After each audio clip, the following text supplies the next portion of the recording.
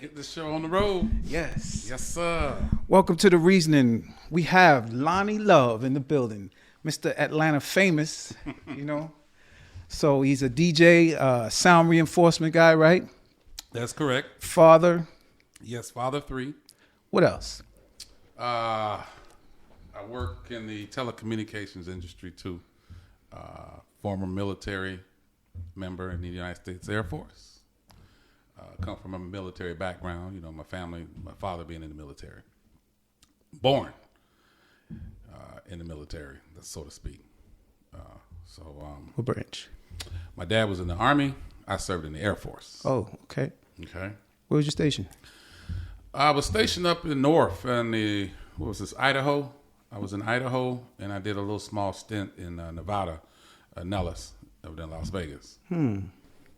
If you had to give yourself a distinguishing claim, like, you know, here in Atlanta, claim to fame, what would that be? Like, are you the longest serving DJ, most consistent? I would say... Because you're Atlanta famous as it is, right? I would say yes. I think I bring my claim to fame here in Atlanta when I brought the music video concept to the DJ world. Because, VJ. Yes. Yeah. Yes. Yeah. A lot of the guys that I knew that were DJs couldn't do it back then. Right. This was before Serato. And the hardware that you needed to do it effectively was very expensive. So very few DJs had that Right. here in Atlanta. And I kept or acquired the content to do it as well. Yeah. And that was the whole thing. When I seen you do it, because one of the things I saw when people first did it, it really wasn't blending. Right. You know, when I seen people do it, it was just kind of like it was kind of like MTV. You know what I mean? Where you just play a song, you fade it out, and you bring in the next video. But I see you, and I never came to you and said, oh, let me see how you do that. But I was wondering, because you able to sync. You know what I mean? Absolutely. You're blending. Absolutely. So that's a different feature, which I guess maybe a lot of people do it now. They do, yeah, because the computer technology allowed you to be able to do that now. Right. But back then, no. It was hardware, and you really had to know what you needed to do it with. I mean, Pioneer came out with some DVD players, professional DVD players. The first one was the DVJ X1. Okay. And I jumped on those. They came out in 2004. I purchased my set in 2005. Okay. And so then that's when I had to really get involved and find out what I needed to be able to blend the videos. Because the players would play DVD discs Right. as if he was playing a CD. Right. And any content that you had on DVD, you could DJ with it. So now you had to have a video mixer, and you had to be able to sync the two. Well, I found out with some research that Pioneer had some of their audio mixers had a MIDI function, and the video mixer that I acquired also had MIDI. It was a Eaterall. And you hook the MIDI cable between the Pioneer and the Eaterall mixer, and when I would mix the audio, the video would sync along with it. Okay. And so that's how I was able to do it effectively. Okay. So I had to do research to find that out. Yeah. So that hardware is expensive back then. Right. What's interesting what you said, because when I talk to DJs, or even in other specialties, people will often say, what's the best tool? Like, what's the best laptop for DJing? Or what's the best this? But you did, and this is what I always tell people to do. You knew what you needed. So you had a specification. And then you find what's the best setup for your specification. People just want to grab the best. But if you don't know what you want to do, you have to know what you need in order to do it effectively. Right. How did you even get into it? As far as DJing? Yeah. Well, we're going to go back. Yeah. We're going to go all the way back. First, what inspired you? I was inspired by a young man. I was on my way to school. We rode the bus. this was when we were in Fort Knox, in this housing area called Gaffey Heights, and I went to Fort Knox High. Okay. Okay. What's that state? Kentucky. Okay. Okay. And so while I was on the bus, there was a gentleman on the bus. He was mixed black and German. His dad was in the Army. And I was sitting there talking with him. He said, "Well, my dad's a DJ." And I was like, "Oh, really?" He said, "Yeah.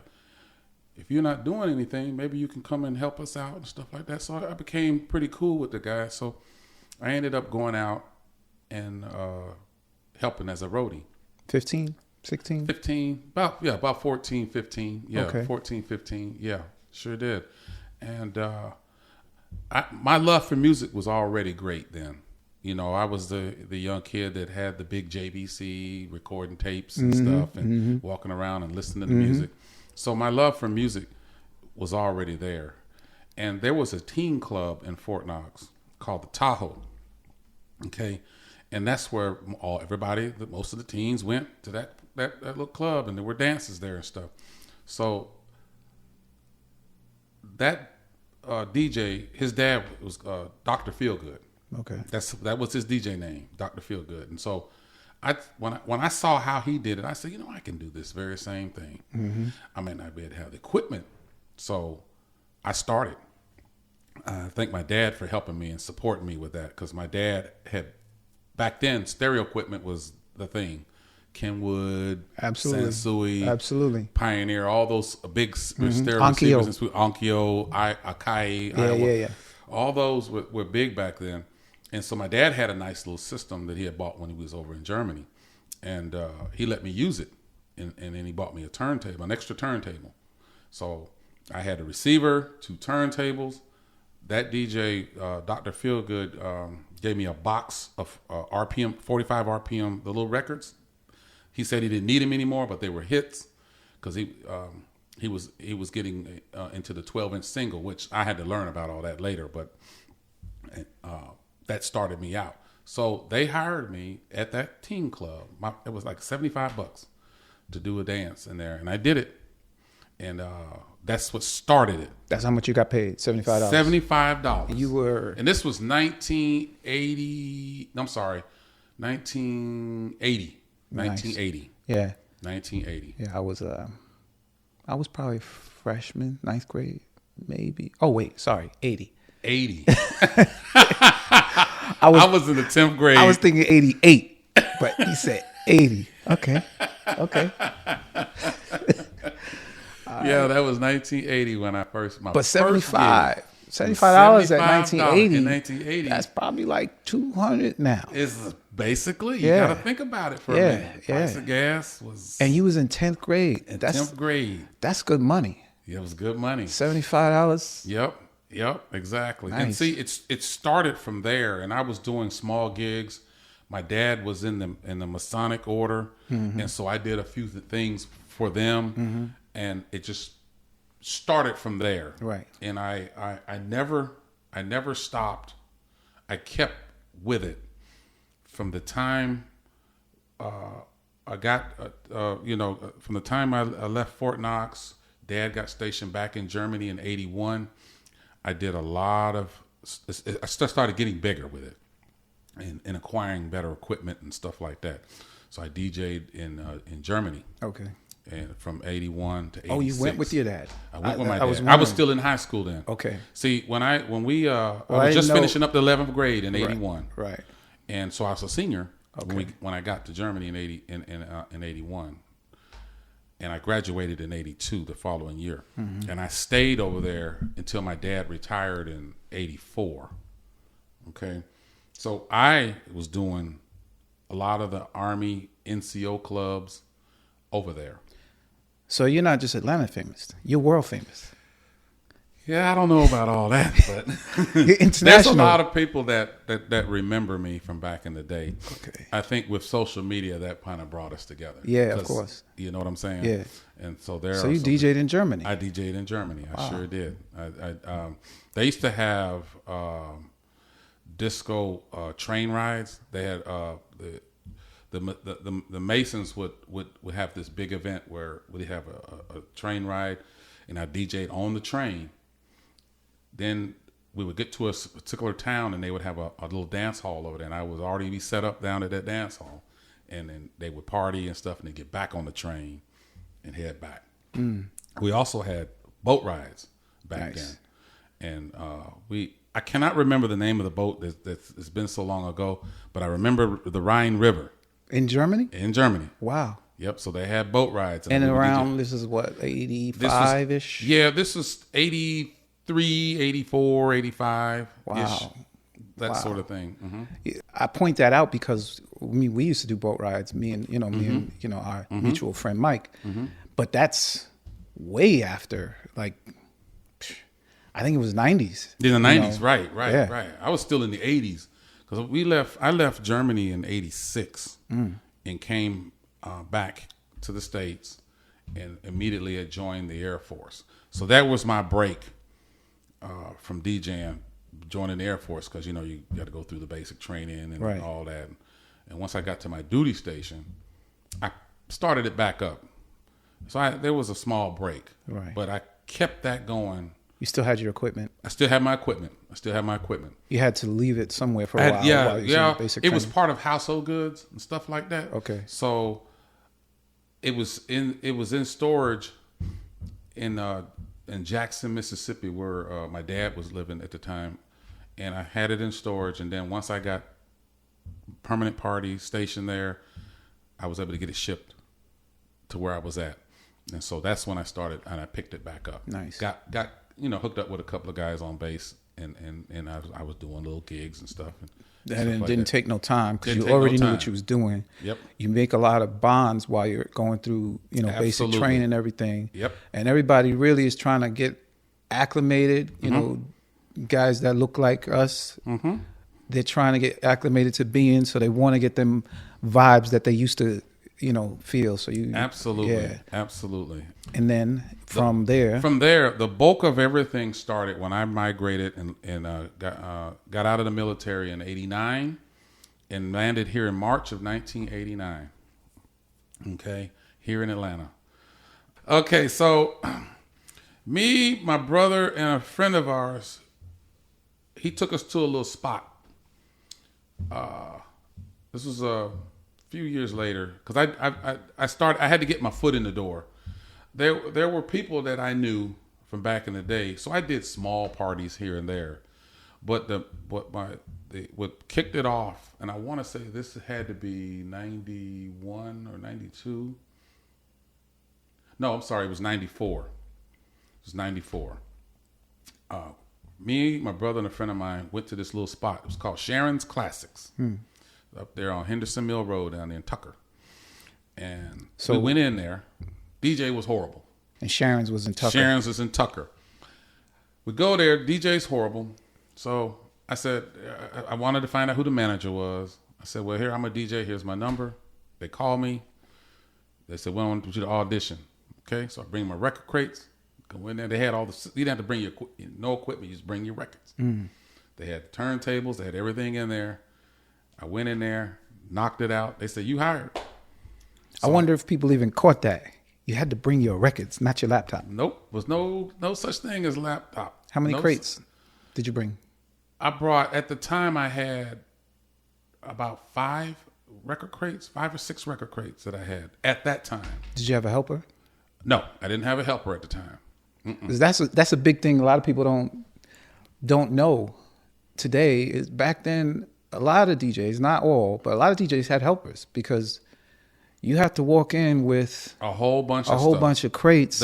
My helper came along, I want to say 2001, when I used to date his cousin, and she introduced me to him, and he became my helper from that point on. Okay. So the phase from records was starting to go away. What year? CDs. Was because CDs had already started coming into play. Okay. This is still around what? This is still around. This was around. I actually stopped dealing with records about 2004. 2004, I went completely CDs. But before, when you went CDs, because before I went, before the CDs came out, there was Serato. No. Serato came on board, and I believe it was 2008. So I'm gonna challenge you on this one. Okay. Because I think before I went CDs, because they didn't have CD controllers. Wait a minute. Right. Serato Video didn't come to 2008. Right. I'm sorry. Right. Serato came out, I think it was 2005. I think it was around 4 or 5. 4 or 5. Yeah. It was 4 or 5. It was Scratch Live. And they were analog controllers. Yep. It was a vinyl. Vinyl? Yeah. Well, yeah. You had the vinyl record, but you had the little SL1 box. Yeah, the box. You had the interface. Yeah, the interface. Yeah. And then they came out with a little mixer after that. That was Scratch Live. Yeah, the mixers. You're right. Yeah. It was Serato Video that came out in 2008. Yeah. That's right. Because they didn't even have DVD, CD controllers yet. It first was just controllers with the vinyl. Right. The vinyl was controller. I bought a pair of Newmark. Newmark had a CD deck that had a big 12-inch record on it, and you put the regular CD in there, and you could scratch and do everything like you was playing a 12-inch record. I still got them players, by the way. So I played around with the CD decks for a while. I bought a pair of CDJs and all that, and so that's how I got acclimated with the Pioneer setup. So I started DJing for Sharon at Sharon's Classics. Okay, she ended up closing that one down and moving to the place called Sharon's Secrets, which was over there off Candler Road, directly across the interstate from Chit Chats. Chit Chats was on this side. There's 20, and then there was a hotel, and there was a club right there.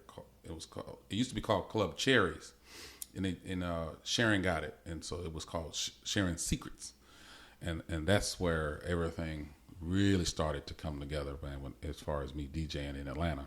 Well, all the music, Freaknik, all that stuff, I was in the middle. Yeah, that's of when that. Atlanta was wild. That's when Atlanta was crazy wild. Yeah. You know what I'm saying? Still dealing with vinyl. Right. You see what I'm saying? I had 2 foot lockers full of records that I left up there. Lock them up. So I didn't have to keep carrying them up and down because at Sharon's Secrets, she had a spiral. Gosh. You go up and you look down on the dance floor and everything. Yeah. You see what I'm saying? So I kept records up You there. had to be kind of fit. I remember, to be a DJ back, bruh. you had to be kind of fit. Because you carrying your music, know. And we're not even talking about speakers. No, we're not even mentioning speakers yet. We're talking about record crates. Yeah.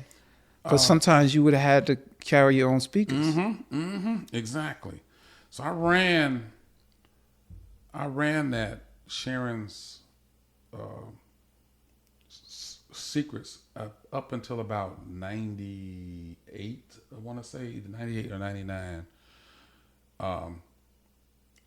where she moved from there to this place called the Megaplex, which was over there just a couple of buildings down from Chit Chats.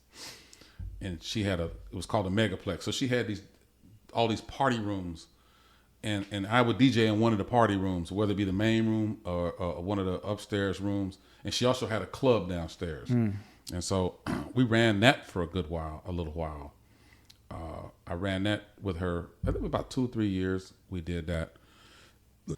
I think I moved up to about 11 or 12 record crates at that time. Carrying them in there. Right.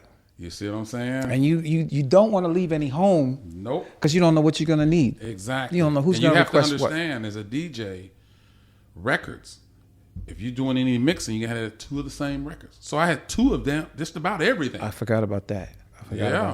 So I had 2 of everything. Yeah, because we couldn't just, you couldn't just grab a digital file and it buffers up for you to play it on both sides. No, sir. Everything's analog. You roll in with this. I'm still dealing with it. That's twice the cost. Sometimes you had to pay. Twice the cost. If it was a hot song, you knew just give me 2. And see, one of my weekly duties was every Saturday, I'm running to Peppermint Records. I'm running to Turtles. I'm running to Earwax. Wax and Facts. I'm stopping at every one of these record stores every Saturday. So Atlanta had a lot of record stores. Atlanta had a lot of record stores. A lot of record stores. The smart move that I made, which got me started, was in the mid '90s when I also joined with a record pool. Yeah. Okay, they had those record pools back then. Yeah. And I joined. The one I joined was Dixie Dance Kings. They were out of Alpharetta because they were right down the street from me. So I just joined them. Okay. So I was getting. You pay a monthly subscription, right? But you turn around, they sending you music every week. Yeah. And you had to provide feedback on the music. Right. They report. They're sending you vinyl. They're sending me vinyl. That's crazy. And then they started sending me CDs as I stayed with them. I ended up staying with them the entire time that I was with them until everything really started becoming digital. So you didn't have to worry about getting your music anymore. And they of course shut down back, by then anyway. Did you ever go into the digital record pools? Like, I'm a member of several of them. Yeah, now. I think Flex had one. I forget what you called it, but well, nowadays franchise record pool was like one of the fresh ones. I'm in that one. Okay. Yeah. I'm also I subscribe to quite a few online music video and audio to get all my content. Right. So I'm downloading every day. And it's a little different now because a lot of DJs, if you have a good relationship, will say, here's a folder, you know what I mean? Or here's my whole drive, and you could transfer a whole drive if you guys. If cool. I think that's a good thing, especially if you want to start up and all that, and if you need this and that. I think that's a good thing to be able to do that. Yeah, it would be hard for me to give my whole hard drive, absolutely, because it's too much work that I put into it. Absolutely, because you have organized it. I've got it all together. You have created crates. You have, how you got specialty songs or. Yeah, all of that. All of that. You're giving a guy a chance to just jump in. I've got tens of thousands of music videos.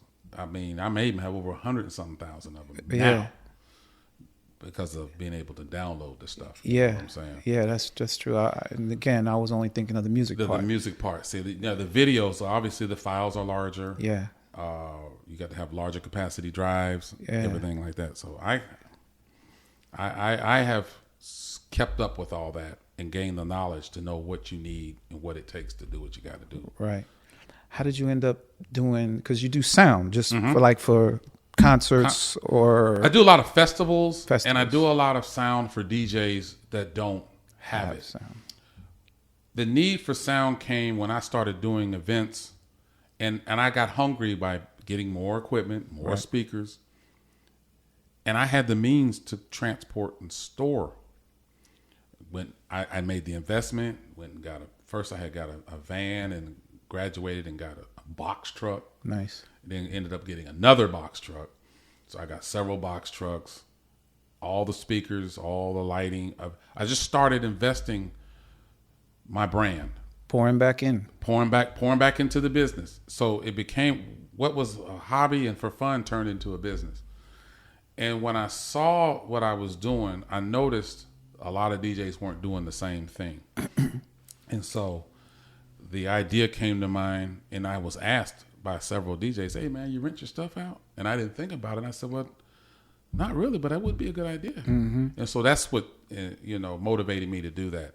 Because like I said, a lot of DJs now don't have the equipment, no way to move it if they had it, nowhere to store it, and it's the expense. So I said, I can knock two birds with one stone. I'm still a DJ. I'll be able to still DJ and stuff. And if somebody needs sound and lighting or whatever the case may be, I'll rent that out. And I've done that, and it's been very, very, very lucrative. Right. It kind of, in the times when you might be down for like you don't have a gig, you have support somebody else's gig. And you had to be a non-hater to do that. Oh, yeah, absolutely. It's a lot of... Yeah, unfortunately there is. To me, I don't see where hate gonna get me paid. Right. On a night, I've got the equipment. It's already paid for. It's just sitting there. It's designed to be used. Well, why not? I don't have the ego to be talking about. Well, it's my equipment, so I'm not. No. I've always been humble in that aspect because I find myself as a good DJ, but there's always gonna be somebody better than you. Absolutely. You see what I'm saying? There's no supreme king DJ. I mean, there's good DJs and there's not so good DJs. Right. And they're all DJs.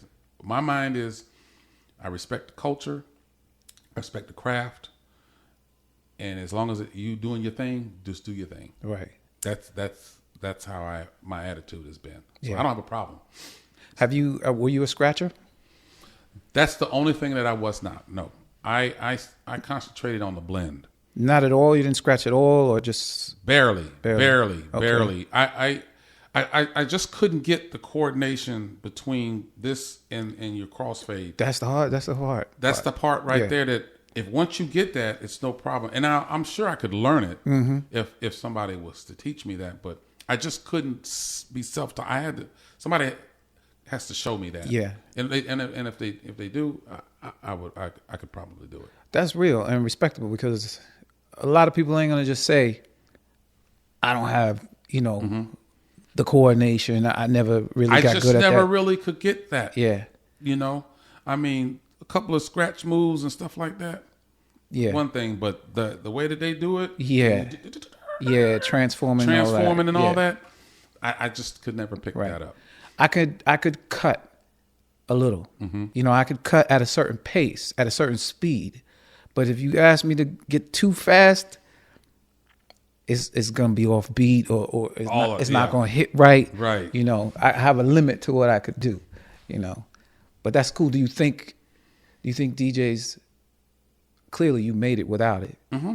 Clearly. But do you think somebody that like scratching is required?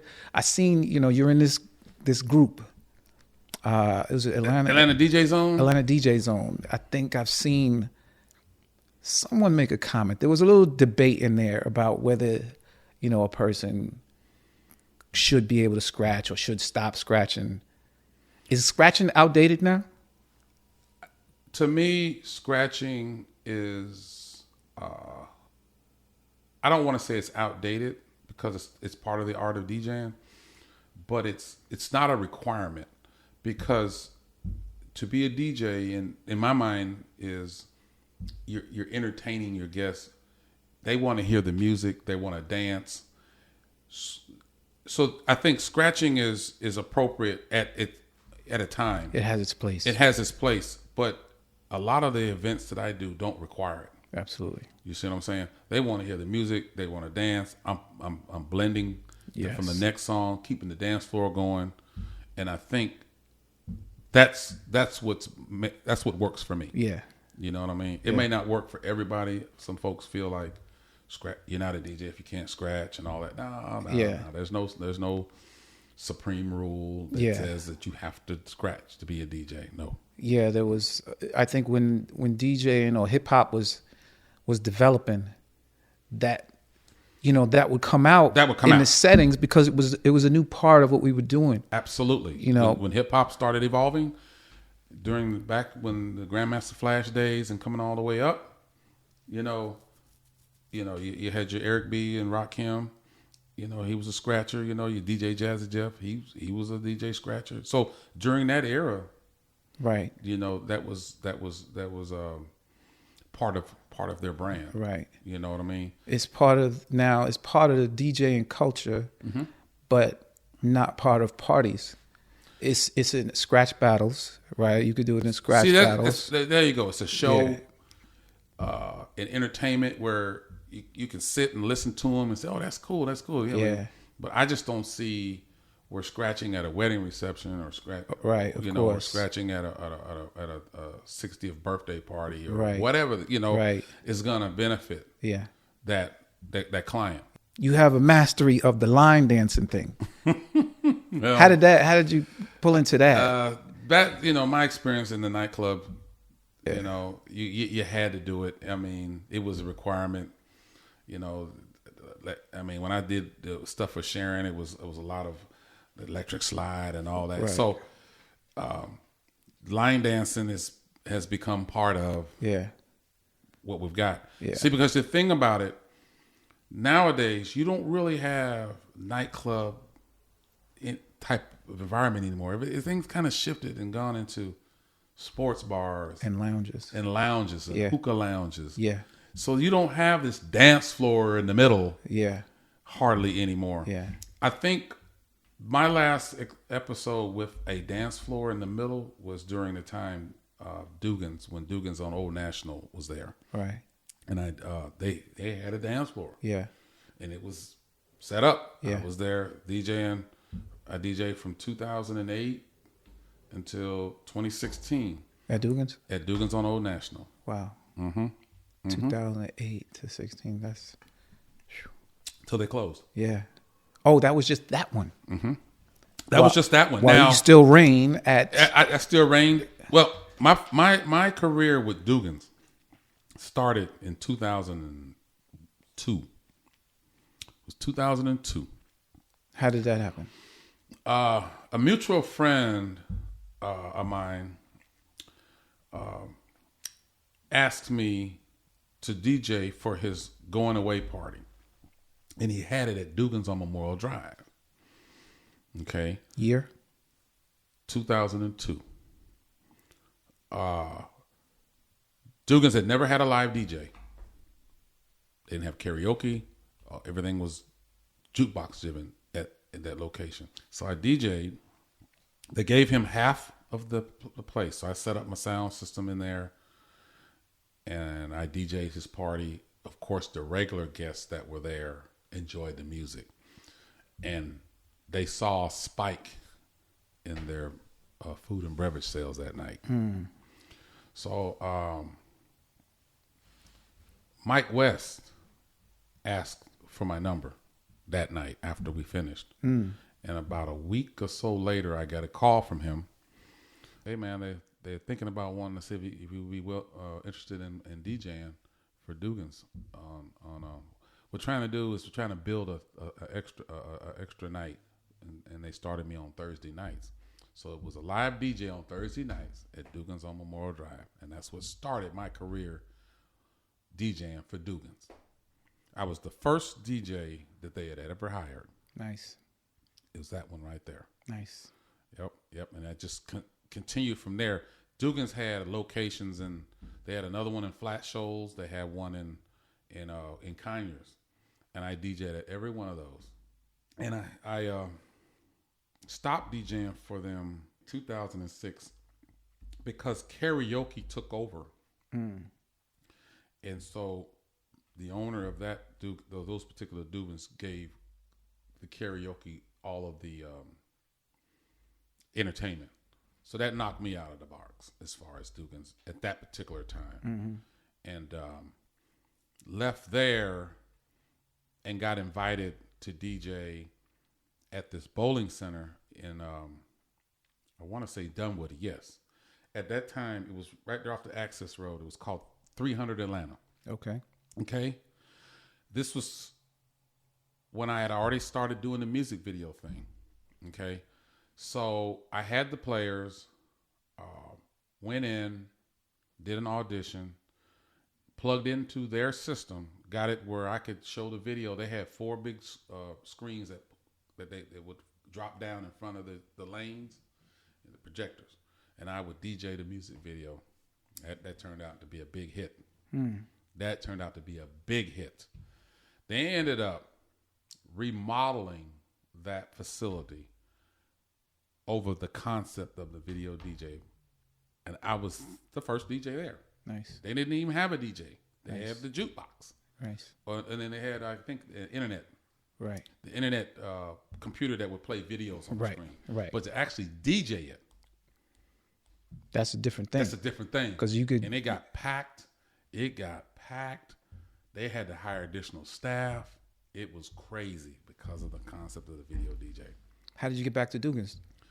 Got back to Dugan's in 2008. Mutual DJ friend of mine, Ron Allen, was in the game and ended up talking to the owners of Dugan's, and they had this opening up the one in Old National. Okay. And so he invited me to DJ there with him, and he gave me Saturday night. He did Friday night, and I would do Saturday night. Okay. Okay. and that ran to 2016. Now, what happened was in 2010, there was a group of guys that were putting together a day party at Dugan's on Ponce, and it was around the football season time. So once I got in there, they were like, well, the day party is not really making a difference, but Lonnie, would you like to come and DJ for us here for Football Sunday? So that started the Football Sunday DJ at Dugan's, was 2010. Okay. And that's popping. Yes. Yeah. That has been going on since. You'll be there this Sunday. Yes, I'll be there this Sunday. Yeah. I mean, we have turned that into Falcon territory. Mm-hmm. And see, I get on the microphone and I can I talk mess. I talk a lot of mess, but it's all in fun because it's just football. Yeah. And it's all in fun, and them Sundays be on point, man. Yeah, you can go to Dugan's on any given Sunday when there's a Falcons game.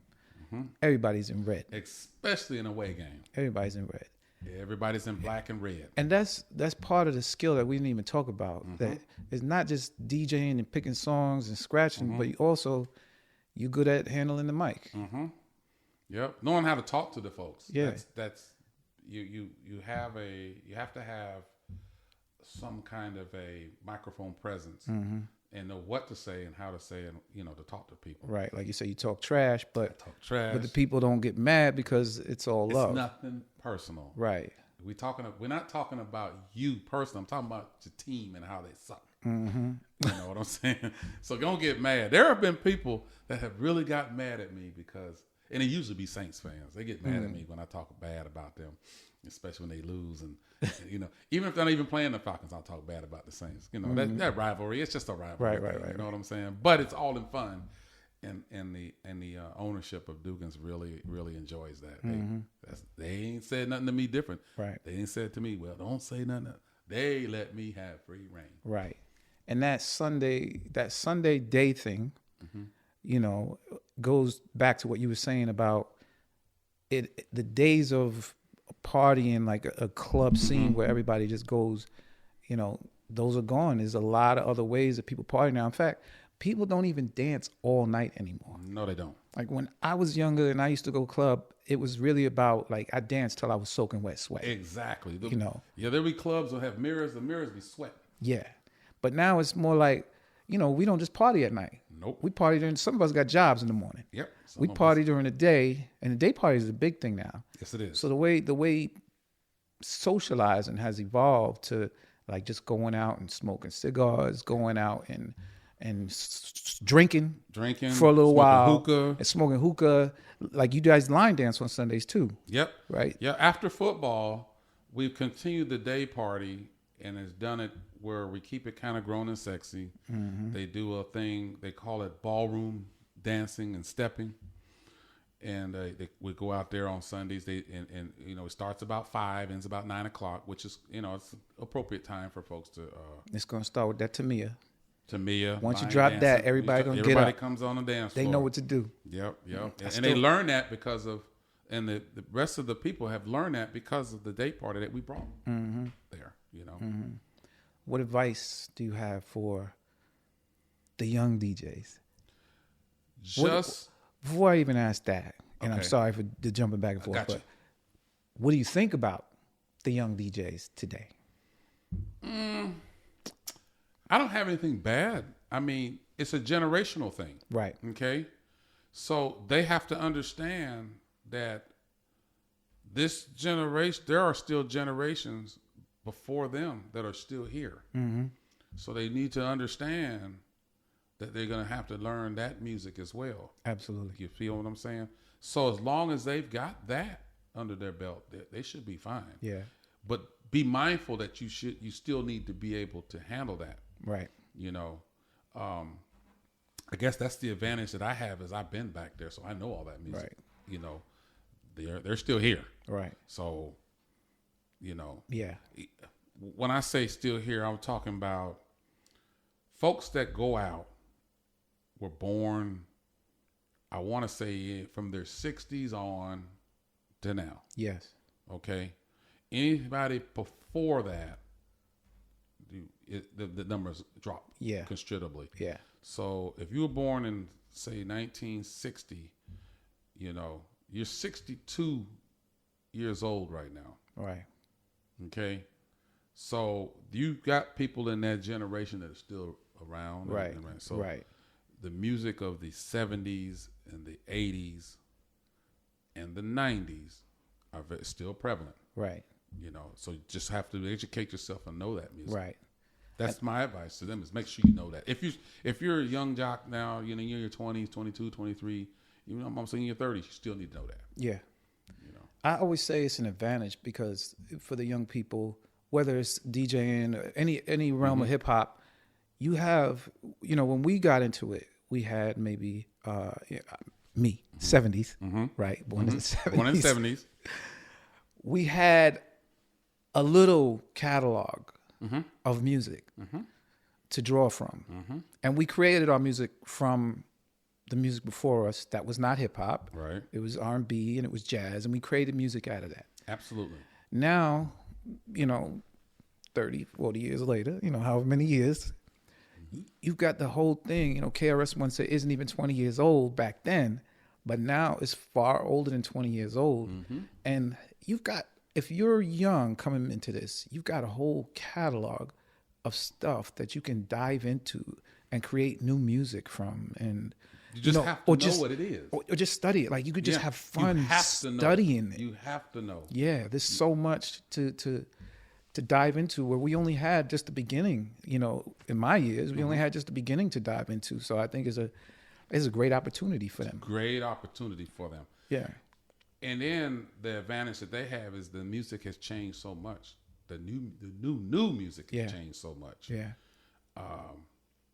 I have personally decided to let that generation do their thing. Absolutely. You know what I'm saying? Absolutely. And it's nothing, no offense, but like I can't see myself doing high school stuff anymore. You know what I mean? Sweet 16s. The music has changed. I want to let them have that. You know what I'm saying? I'm not saying I'm too good for it, but it's a different situation now, and there's enough work for everybody. Yeah. I don't need to, I never even thought about that. Like sometimes I think about getting back in and updating my equipment, but the longer you stay out, the harder it's going to be right. to come back. But like you said, it's not that I'm too good. I would not do a Sweet 16. I probably wouldn't even do a high school jam. Nope. Maybe if the school hired me. Even if the school hired me, I hear you. Wouldn't do it. Right.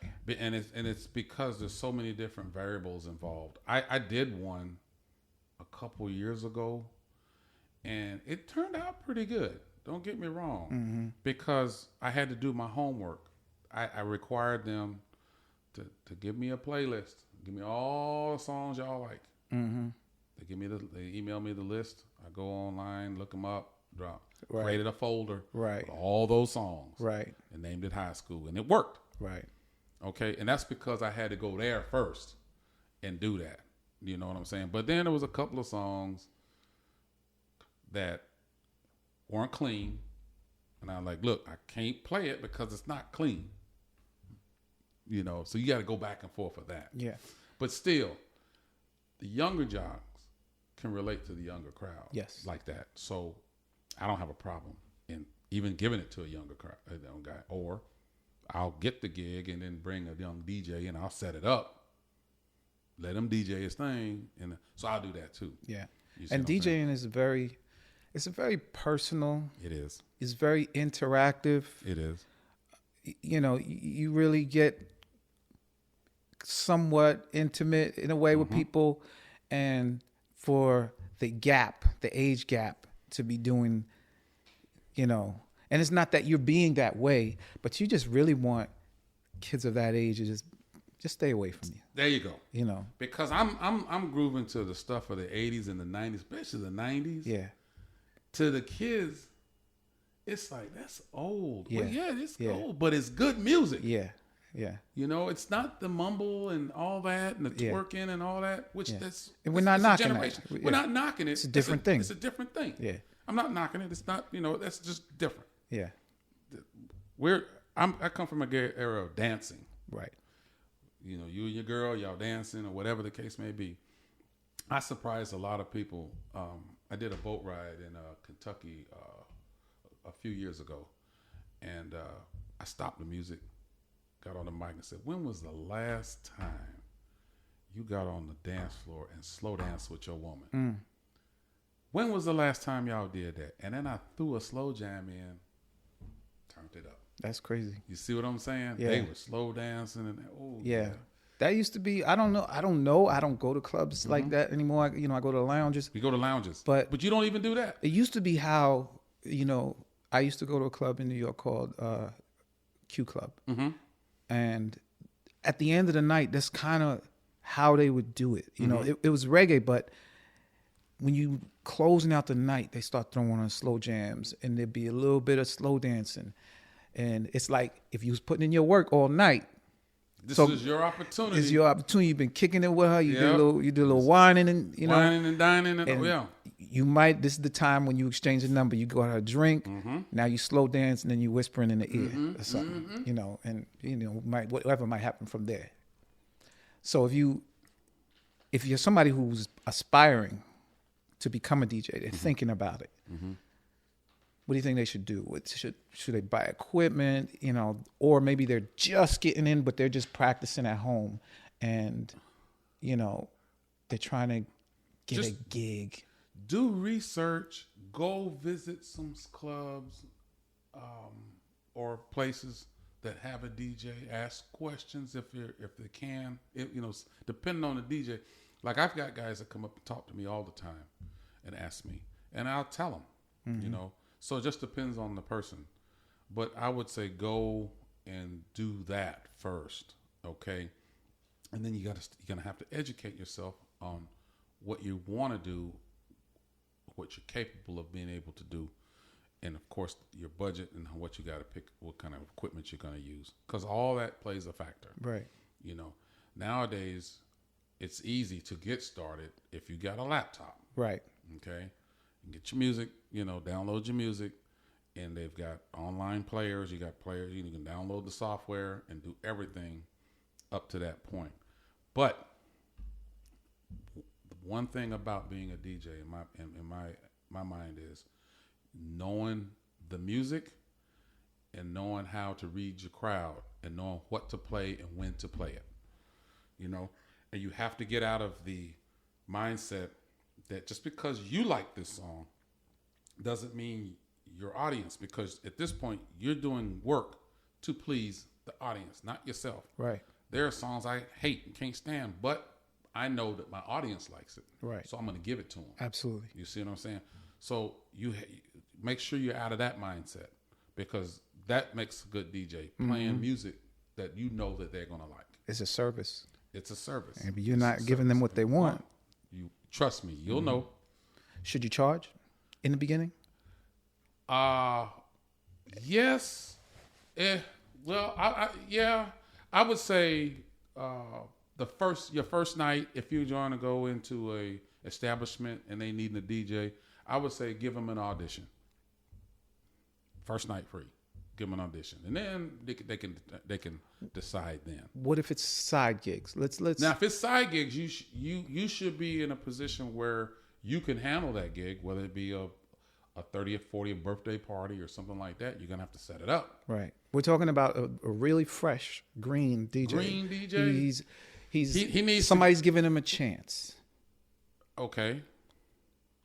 Or he's just putting himself out there on Instagram or Twitch or something, and he's saying, "I got gigs." What should he charge, and what should be the rate? Give him somewhere to start. I think for 2023, what should be his rate as a new guy? Oh, well, see, it's hard to define that, because there are levels to this profession. Right. You know what I'm saying? I mean, let's just say, for instance, you're doing a wedding, and the average price normally of a wedding is like $1,500. Okay. A young green DJ. That's a big gig to get for a green DJ. That's right. He probably is not going to get that. He's probably not going to get that.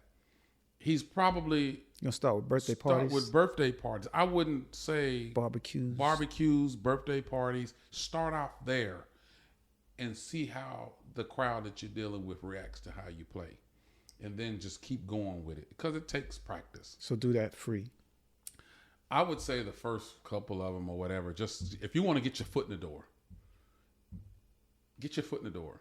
And then, you obviously perfecting your craft in what you do with DJing, I would say, yeah, do it for free. Because I know I did a few of them for free when I first started.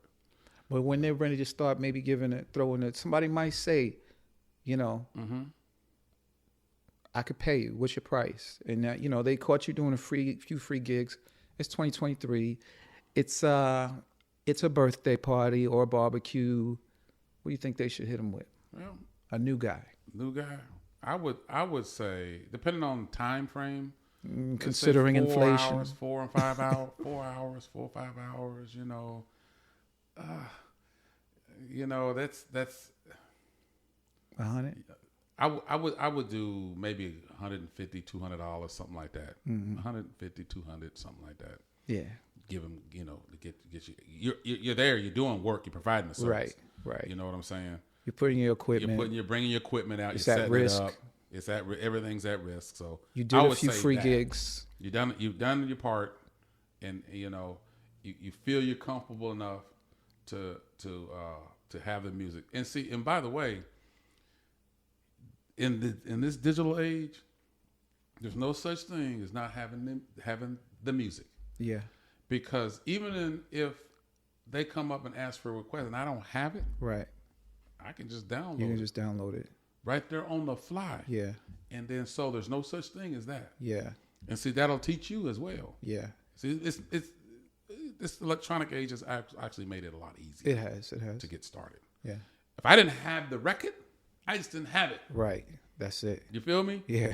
And if I didn't have the record, but I had the song on a tape or cassette, I would have to bring it in on a cassette tape. I had a cassette deck. I used to come to my parties with cassette deck, 2 turntables, mixer. So I had everything. A lot of research in the music and picking it up. But digital made it so much easier, man. So much easier. Are you still taking new gigs? Absolutely. I take them all the time. Absolutely. How do people reach you?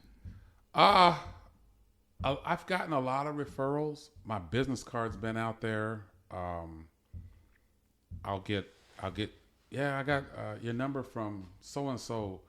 Are you available to do this? I do that. I don't even go out looking for advertising. Right. It comes to me. Right. And I just put it on the calendar. Tell them, give me a deposit to lock the date in. They send me a deposit, and then we're working from there. Right. But here we are. There's going to be people watching this, and they're going to say, I want somebody with his kind of longevity, that knows music from way back when. Exactly. Do they hit your email? Do they hit you on social media? Yeah, it can do both. My email is ehanks9776@msn.com. Okay. You can also hit me on my social media. You just pull up DJ Lonnie Luv, and that's Love is Luv. My name will pop up on social media. You can message me there, and I'll be more than happy to do some work for you. Cool. Ladies and gentlemen, the Atlanta famous Lonnie Luv. Appreciate having you. Appreciate being here, brother. That's a cut. Appreciate it.